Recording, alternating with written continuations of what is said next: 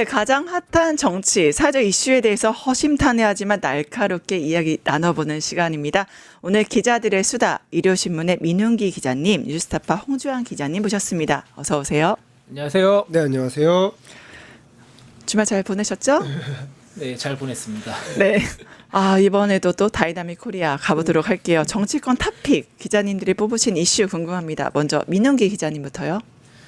저는 일단 윤건희 부부가 재판에 나와가지고 처음 모습을 공개한 그것도 있었고, 근데 그게 가장 핫 이슈가 될 줄 알았는데 네. 주말에 이제 국가정보자원관리원이 화재가 발생해가지고 그렇죠. 그게 모든 이슈를 지금 잡아먹고 있는 것 같습니다. 화재로 인해서 정말 국민적으로도 많이 우려가 있었고 걱정도 많이 됐는데 지금 수습 단계잖아요. 어떻게 보셨어요? 사실 이게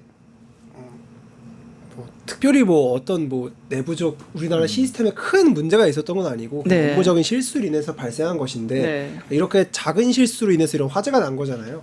근데 이런 작은 실수가 이런 큰 국가적 혼란을 불러올 수 있으니까 앞으로 이제 어떻게 대처할 것이냐라고 해서 국가정보관리원을 이제 2원화, 3원화 할 것이냐 이런 것도 앞으로 좀 논의를 하고 방안을 좀 세워야 될 것 같습니다. 저 개인적으로 좀 신기했던 게 이제 옛날에 조선 시대에도 왕조 실력을 5군데다 나눴기 때문에 임진왜란이나 각종 전쟁이 일어났어도 우리가 그 사료를 볼 수 있는 거잖아요.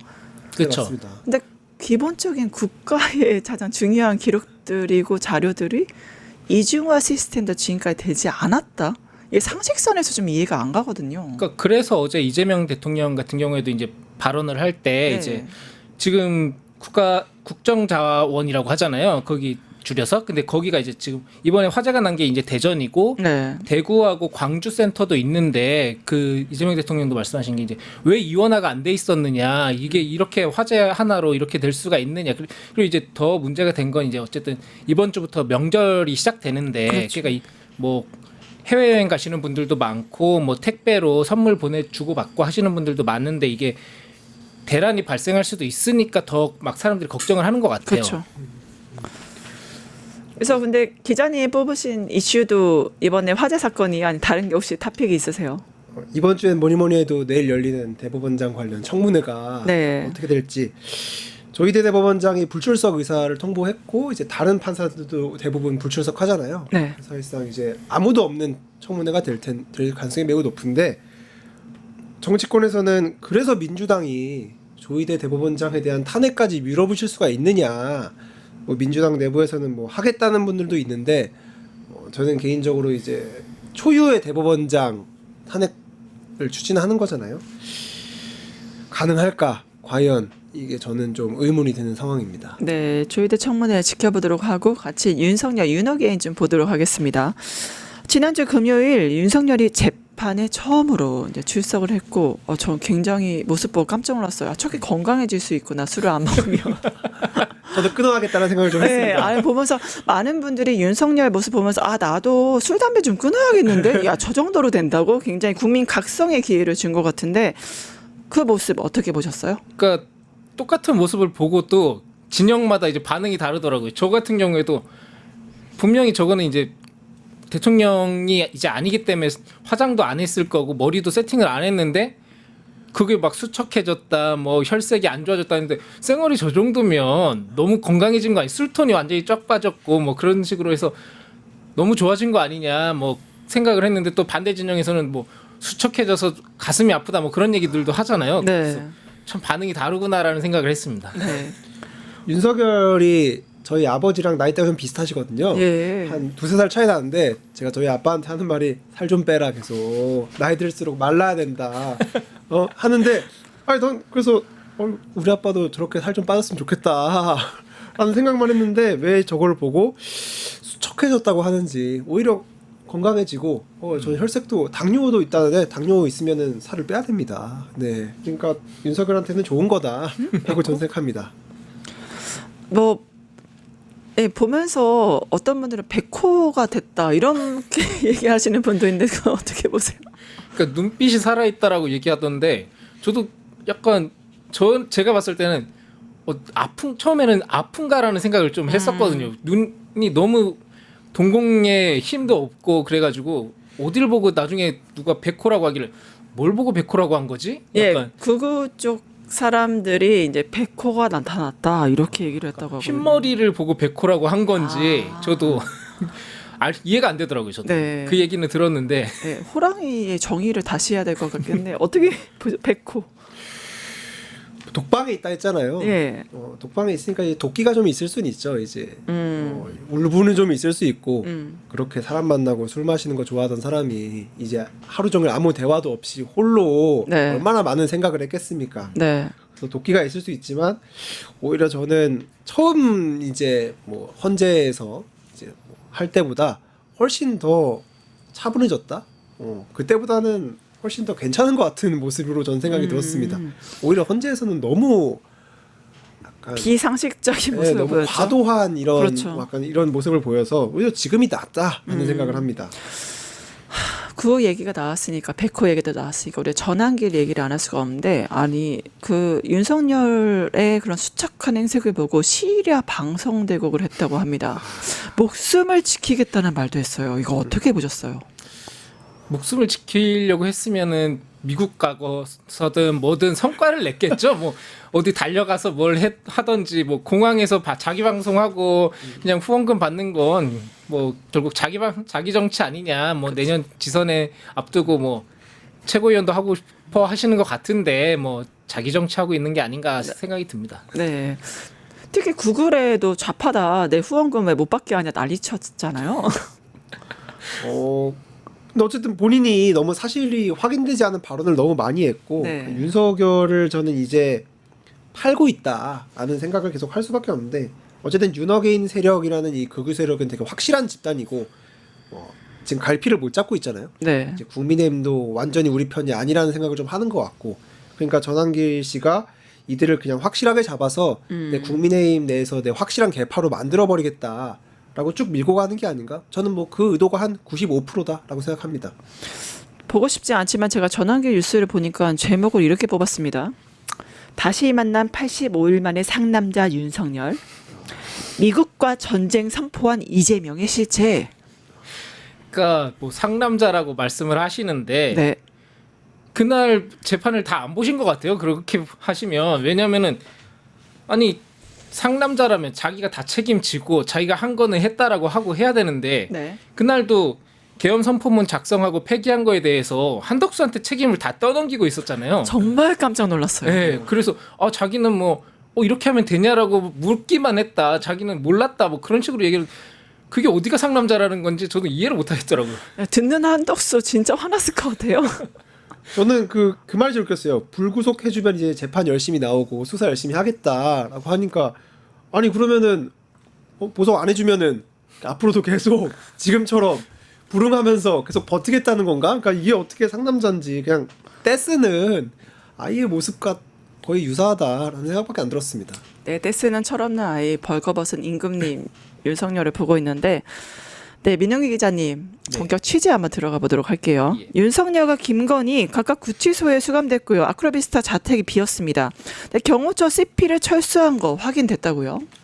그러니까 그 윤석열 부부가 이제 아크로비스타로 탄핵이 돼서 한남동 공간에서 나와가지고 아크로비스타 자택으로 왔을 때 이제 경호를 어떻게 할 거냐에 대한 문제가 있었거든요. 그래서 그 아크로비스타 인근 상가에 사무실을 하나 두고 그리고 이제 코바나 콘텐츠 사무실 옆이랑 이제 그 저기 아파트 올라가는 지하 출입구 쪽 인근에다가 이제 그 화랑이 하나 있었는데 그쪽에 공간을 빌려가지고 이제 CP를 차렸습니다. 네. 그래서 이제 거기서 계속 뭐 경호원들이 머물고 교대도 하고 상황 뭐 CCTV 같은 것도 확인하고 했었는데 네.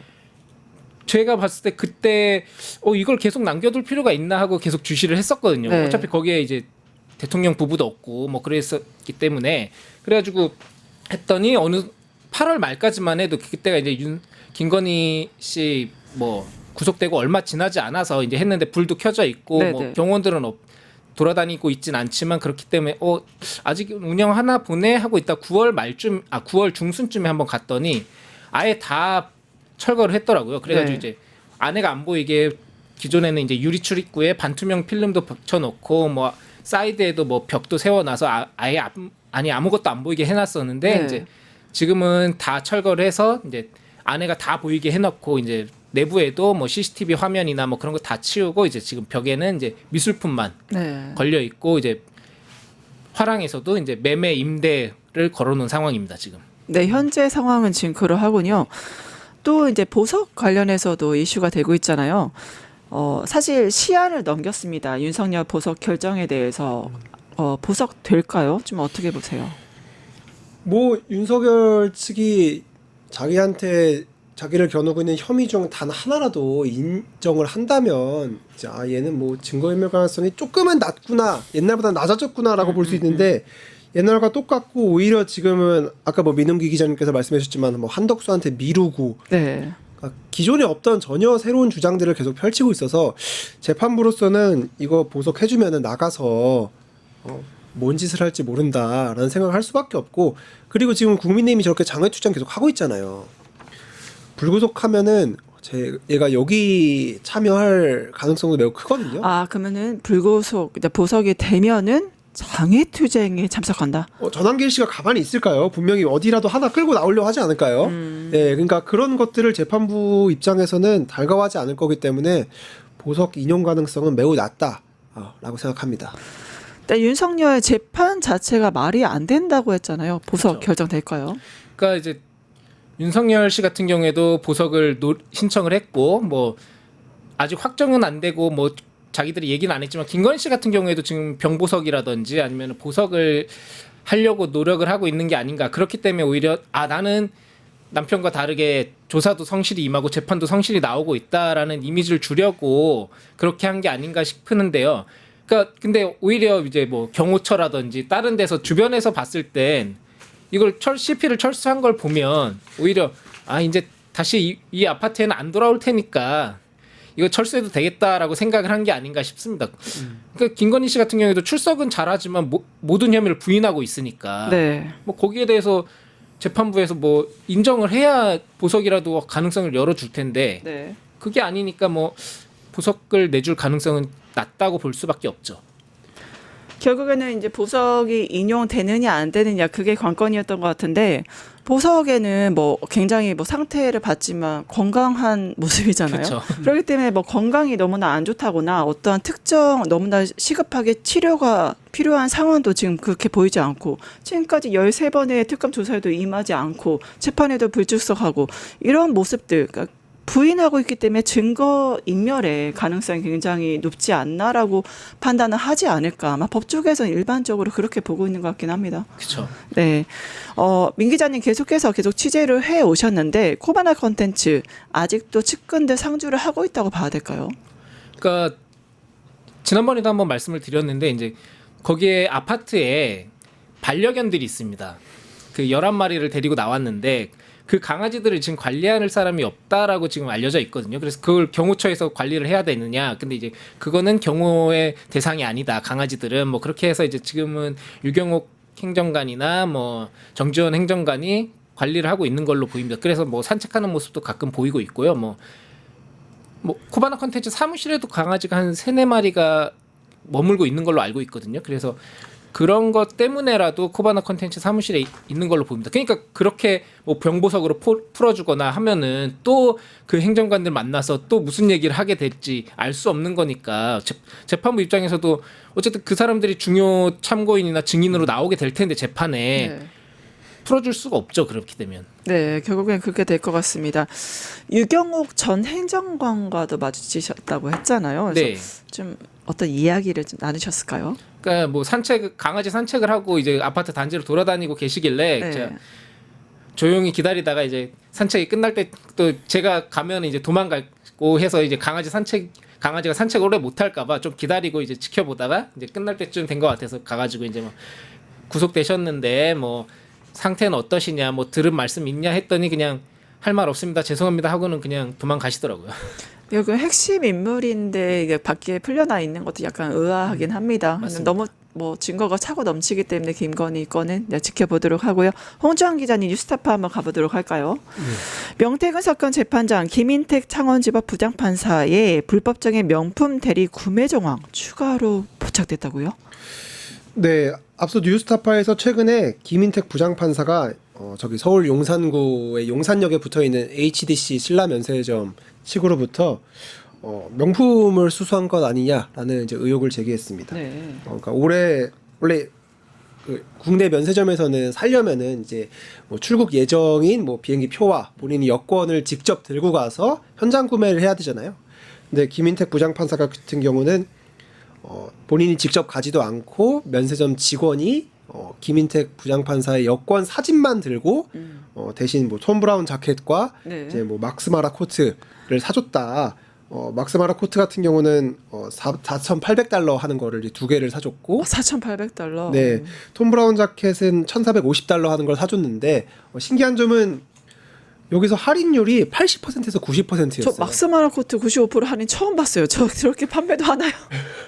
그러니까 700만 원짜리를 35만 원에 이제 면세점 측에서 대신 사준 것인데, 이야. 그러니까 저희는 이게 매우 이례적인 특혜다. 아니 브랜드가 아니고 일반 보세 코트도 더 가격이 비싸지 않나요? 근데 어떻게 막스마라가 35만 원 챙겨갈 수 있는지 국민 상식적으로 이해가 안 가거든요.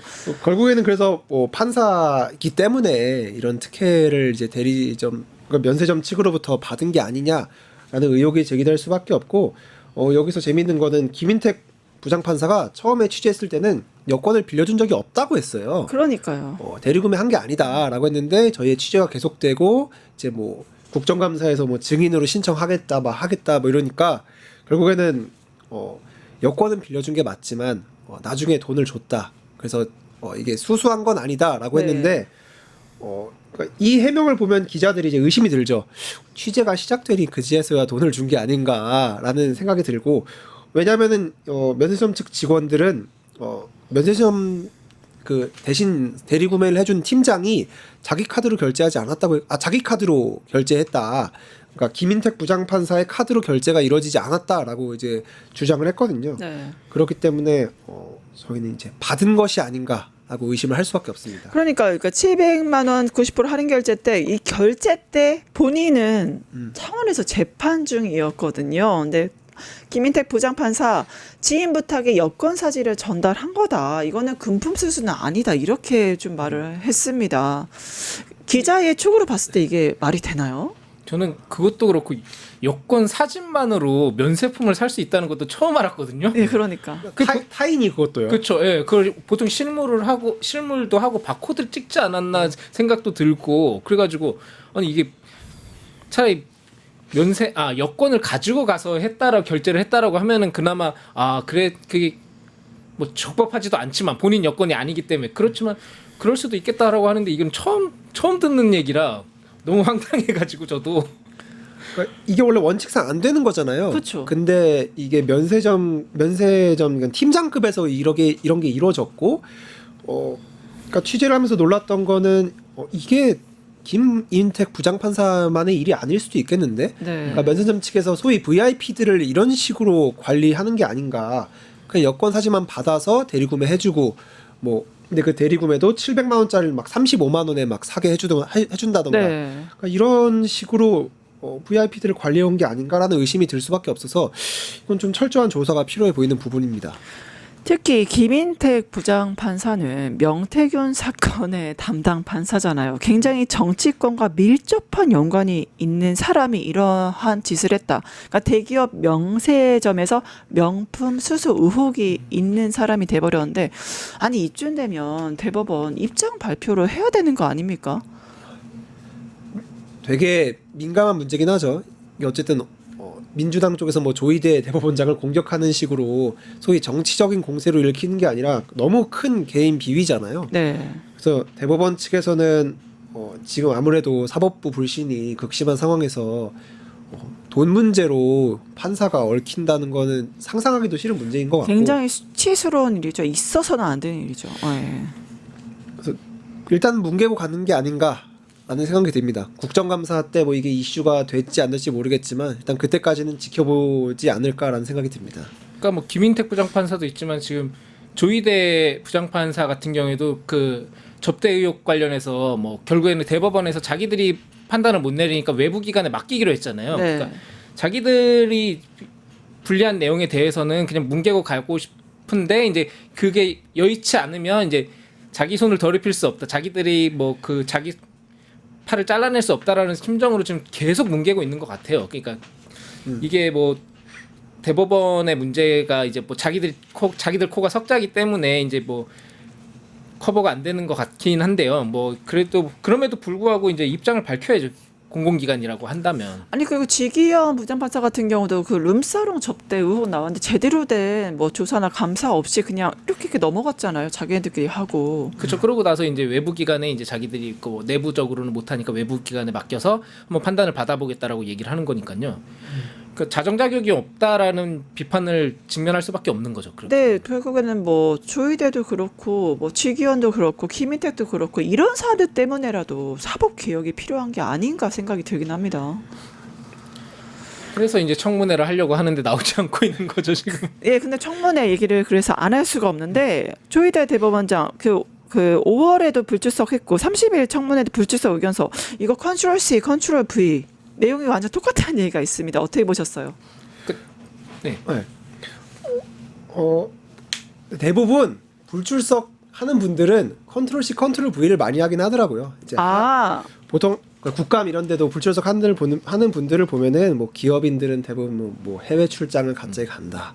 뭐 라면서 계속 불출석을 하고 네. 뭐 이런 민감한 사안에 이제 고위 공무원분들은 이제 뭐 이런 식으로 뭉개는 거죠. 이제 정치적인 뭐 이유, 뭐 사법부의 독립성 이런 식으로 할 거여서 사실 저는 그 불출석 의견서의 내용이 궁금하지 않았습니다. 어차피 불출석 하실 거고 내용이야 컨트롤 C 컨트롤 V든 아니면 다른 얘기를 끌어오시든 어차피 맞추셨을 거다. 안 할 거다. 그 출석하지 않을 결심을 한 걸로 보이는데 봐봐요. 불출석 의견서를 제출했는데 사유서가 아닌 의견서를 제출했다는 게 어떤 의미가 있는 건가요? 그러니까 아까 말씀하신 것처럼 보통 사유서가 해외 출장 아니면 건강상의 이유 뭐 그런 식으로 이제 저는 아파서 못 나옵니다. 출장 가서 못 나옵니다. 이런 저런 이유로 출석이 어렵다라고 하는 게 이제 사유서잖아요. 네. 근데 이제 조희대 대법원장 같은 경우에는 대법원장은 국회에 무조건 출석할 의무가 있는 게 아니다. 그렇기 때문에 나는 사유서가 아니라 이거는 법적으로 문제가 있다라고 하는 의견서를 제출하는 거기 때문에 지금 민주당에서는 더 반발하고 이게 법적으로 국회법상 문제가 없는데 조희대 대법원장이 이걸 정치적인 논쟁으로 끌고 가고 있다라고 비판을 하는 거잖아요. 네. 그래서 법적으로 또 이제 저희도 법조계 사람들한테 물어봤는데 이제 뭐 사유서는 말이 안 의견서는 말이 안 된다라는 의견도 많더라고요. 네, 그렇죠. 그러니까 사유서도 아닌 의견서 굉장히 오만방자하자 이게 민주당의 태도인데 사유서라는 건 기존 사실을 인정을 하고 출석을 해야 되지만 내가 이러이러한 사유로 출석을 안 합니다라는 게 사유서고 의견서는 그거에 대한 기본 전제나 뒷받침 없이 너희가 이렇게 출석하라고 했어? 이거에 대한 나의 평가는 이래.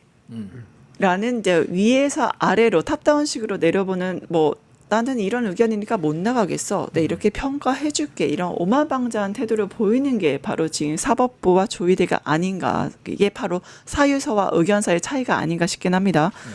민주당 의원들은 국회법상 출석 의무 다시 강조를 했죠. 근데 네, 조희대 마음을 바꿔서 출석할까요? 이미 의견서까지 냈는데 뭐 안 나올 거다 가능성은 거의 없다라고 제로다? 네, 제로라고 봅니다. 그리고 뭐 당장 내일이잖아요. 당장 내일인데 갑자기 오늘 나오겠습니다 할 가능성은 없다라고. 출석할까요?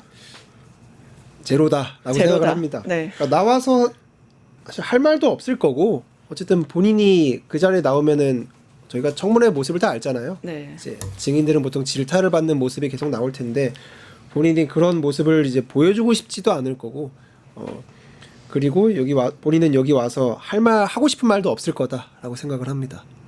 네, 헌법과 법률 준수를 위해 불출석한다. 그러면 이 얘기는 너희가 나 나오라고 하는 건 헌법과 법률을 준수하지 않은 거다. 그러니까 이거 뭐 권력 분립을 위반하는 거다, 삼권 분립을 위반하는 거다라고 이제 보시는 건데, 네. 그러니까 저는 여기서도 좀 안타까운 게 사실 이게 문제가 사법부를 개혁해야 되고 불신이 심하다는 거는 모든 국민들이 다 아는 얘기잖아요. 뭐 네. 여론조사에서도 그렇고 다 나오고 더군다나 뭐 이재명 대통령 관련 재판 같은 경우는 이례적으로 4일 만에 판결을 내린 것 자체가 문제라는 사람들 많은데 이게 안타까운 게 결국 그래서 조이대와 한덕수가 만났어 안 만났어 그 진위 여부로 이게 흐르다 보면은 그렇죠. 이 여당은 민주당한테 유리한 싸움이 아니라고 이제 봐서 이제 결국에 그러면은 이제 날짜라도 하나 틀리거나 뭐 그 증언의 뭐 약간 구체성이 만약에 나중에 떨어진 거로 밝혀지거나라고 하면은 이 앞선 모든 게 다 뒤집어지는 거거든요. 네. 결국 너희는 그럼 거짓 주장 위에서 사법부 개혁을 펼친 거였네. 네. 라는 식으로 되니까 그래서 저는 만약 민주당이 정말 사법 개혁을 하고 싶다면 빨리 그 조이대 한덕수 회동 프레임에서 나오시는 걸 좀 추천드리고 싶습니다. 오히려 그 프레임에서 나와야 된다. 어떻게 보세요? 그러니까 저희도 계속 걱정을 했거든요. 이제 이게 조이대에 대한 공세를 하고 있는데 거기에 대해서 그 또 한덕수 회동해서 이제 뭐 그게 AI 뭐 음성이니 뭐니 하면서 이제 그렇죠. 자꾸 이상한 프레임으로 빠졌었거든요. 근데 네네. 이제 중요한 거는 이제 사법부가 어떤 개혁을 할 거고 어떤 방향으로 나아갈 거냐라는 거를 이제 사법부에서 입장을 밝혀야 되는 건데 설명을 해줘야 되는 건데 네네. 사법부가 가만히 있고 오히려 입법부가 때리면은 우리는 핍박받고 있습니다. 그 정도밖에 안 되는 거기 그렇죠. 때문에 그래서 이제 계속 거기서 벗어나야 된다라고 얘기하는 거고 이제 그렇기 때문에 오히려 이제 청문회라든지 무슨 계속 그런 자리를 만들어서 너희들의 입장은 뭐냐라는 걸 물어봐야죠. 그러니까 그리고 또 오히려 대답을 안 하면 대답을 안 하는 것대로 이제 국민들이 어떻게 바라보는지는 각자 평가를 하는 거고요. 네. 그래서 결국에는 많은 의혹들, 사법부에 대한 국민 불신들이 있기 때문에 이거 나와서 해명을 하면 되는데 이걸 피하는 모습들 국민들 굉장히 불편해할 것 같아요. 근데 이 프레임이 두 개인 것 같아요. 이쪽 민주당 쪽에서는 조이대 마지막 기회야. 해명할 기회 줄게 나와. 아니면 반대쪽에서는 사법부 조이대 쪽에서는 이거는 군부 정권 때도 없었던 일이야.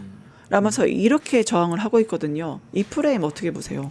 저는 나와서 나올 수는 있다고 보거든요. 네. 어쨌든 지금 뭐 사법부에 대해서는 뭐 대법원 판사들을 대법관을 늘리니 아니면 지금 아예 그냥 이 조직을 개편하니 어쨌든 저희 나라 같은 경우는 뭐 계속 재판이 지연되거나 이런 경우가 너무 많고 뭐 불공정한 재판이다 아니면 양형이 불투명하다 뭐 이런 게 너무 많잖아요. 네. 그래서 이런 거를 기억할 때 대법원장이 저는 국회에 충분히 나올 수 있고 뭐 이런 관련 TF에 뭐 대법관들이 들어가서 뭐 의견도 낼 수 있다고 봅니다. 하지만 이제 중요한 거는 이 청문회라는 자리가 어쨌든 이제 사법부가 보기에는 우리가 이 논의자로서 참여하는 게 아니라 마치 이 사건과 관련해서 나쁜 놈으로서 질타를 받는 느낌이 든다면 네.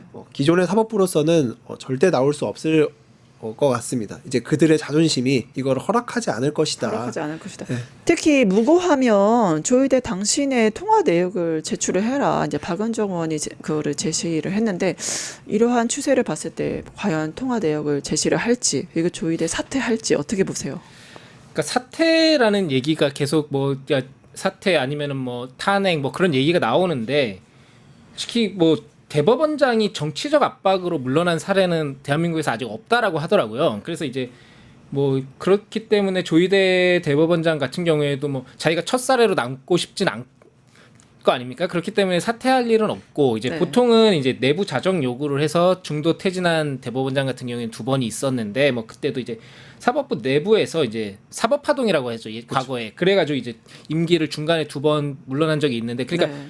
그래서 이제 사법부 내에서 뭔가 움직임이 있어야 된다라는 얘기들이 계속 나오는 건데 지금 내부 분위기를 조금 전원을 듣자면 이제 네. 오히려 민주당이나 입법부가 이렇게 너무 때리니까 네. 사법부가 똘똘 뭉치고 있는 게 아니냐. 그러니까 그렇기 때문에 이제 조이대 때리기가 민주당에서 이제 어느 정도 방향을 바꿔야 된다라는 얘기가 나오는 거죠.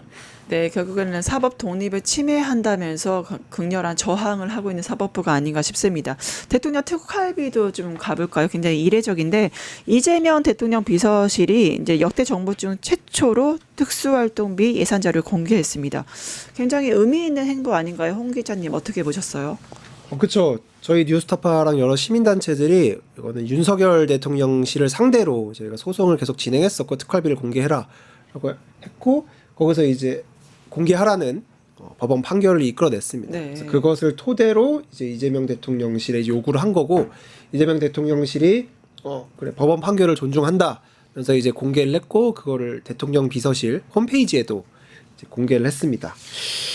근데 아쉬운 점은 예산을 공개할 때 가장 중요한 것은 그걸 검증 가능한 형태로 공개하는 것이거든요. 네. 그러니까 우리가 얼마를 썼다 예산을 뭐 얼마를 썼다 하는데 이제 언론이나 시민단체들은 그럼 한번 제대로 썼는지 한번 보자. 여기서 네, 혹시 그렇죠. 너희가 부적절하게 쓴 게 있으면 우리가 비판하겠다라는 자세잖아요.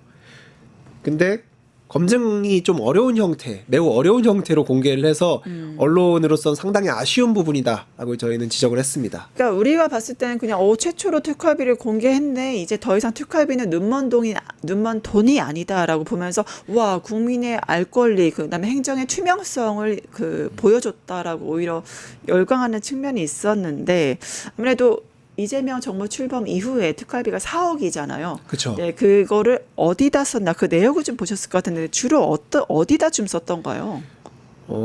그거를 확인할 수 없는 게 되게 힘들어요. 왜냐하면 돈이라고 하면은 언제, 얼마를, 누구와 어디서 썼는지가 중요한 거잖아요. 네. 그리고 마지막 어떤 이유로. 네.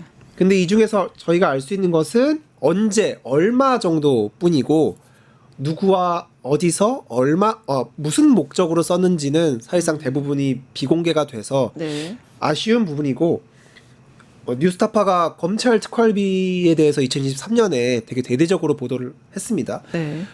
그 과정에서 뭐 특활비를 뭐 검찰청 내 뭐 렌탈비로 썼다, 네. 뭐 자기네끼리 회식비로 썼다, 사진관에서 썼다, 뭐 이런 식으로 부정사용 사례를 많이 잡았거든요. 네. 근데 그것도 대부분 이 집행 내역에서 이제 장소나 뭐 명목 등을 확인할 수 있었기 때문인데 이번에는 그게 좀 많이 없어서 언론으로서는 이거를 봐도 뭐 취재하거나 쓸 수 있는 게 거의 없다. 그래서 아쉽다라는 말씀을 드리고 싶습니다. 네, 개인적으로는 대통령실, 그러니까 청와대에서 이제 특수활동비 공개한 것 자체가 저는 이례적이라고 보는데 왜 이런 결단, 단순히 언론에서 문제를 제기한 것만으로도 이게 공개를 할 수 있냐, 아니면 어떠한 그 의도, 그러니까 생각이 있어서 공개한 건지 이런 이례적인 결정을 내린 거는 이유가 뭐라고 보세요? 그러니까 어쨌든 대법원 판결도 있었고요. 그리고 이재명 대통령 스타일 자체가 네. 뭐 굉장히 모든 걸 공개하자라는 주의잖아요. 네. 뭐 경기도청 같은 경우에도 뭐 업무 추진비라든지 뭐 경기도지사 할 때도 그때 오픈을 했었나요? 그때 당시에 뭐 오픈을 아마 그 지자체에는 그 관례가 있기 때문에 그리고 네. 이제 그 법령이 있기 때문에 공개를 하는 게 있는데 네. 그거 플러스 알파로 이제 자체적으로도 뭐 하는 게 굉장히 까다롭다고 하더라고요. 경기도청 같은 경우에는 그때 이재명 지사 시절에 만들어 놓은 프로세스가 이제 굉장히 까다로워서 뭐 네. 경기도 사람들이 굉장히 고민이 많다, 힘들다라는 얘기도 많이 토로를 했었는데 네. 그만큼 이제 그래서 어쨌든 대법원 판결이 있고 했기 때문에 공개를 하겠다라고 했는데 뭐 대통령실이라는 특성이 있잖아요. 국가 안보와 직결이 됐고 뭐 어떤 비밀적인 뭐 업무들이 많고 뭐 쓰는 게 이제 그렇기 때문에 뭐 우리가 하다못해 어느 식당에서 먹었다라고 했을 때 뭐 거길 자주 가면 뭐 도감청의 위험이 있을 수도 있는 거고 하여튼 뭐 그렇기 때문에 이제 이 첫 번째 공개된 거니까 아무래도 이제 뭐 이런저런 문제 제기를 하면은 또 어떤 방식으로 더 공개를 할지 뭐 대통령실도 그런 걸 고민하지 않을까 생각은 듭니다. 네, 결국에는 이재명 경기도지사 때와 지금의 이제 대통령실 지출이 굉장히 같다. 그래서 아무래도 같은 큰 거시적인 방향을 제시해 놓고 그거를 이제 과거의 도지사 경험을 바탕으로 이제 운영을 하는 게 아니냐 이런 얘기들도 좀 있는 것 같습니다. 그래서 앞으로는 이제 국민의 알 권리 판결을 통해서든 국민의 알 권리 실현이 됐으니 추후에도 이렇게 대통령이 투명성과 알 권리를 위해서 뭔가 추진하는 게 좀 맞지 않나라고 싶습니다. 아주 두 분의 향후 각자의 취재 방향 마지막으로 말씀 주시고 오늘 마무리할게요.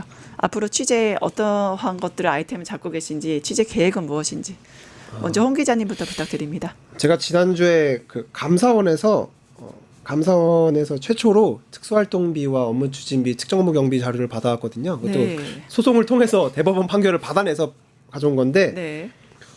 감사원장과 사무총장 그리고 감사위원들이 쓴 예산에 대한 내역과 집행 내역 그리고 증빙 자료들을 받아왔습니다.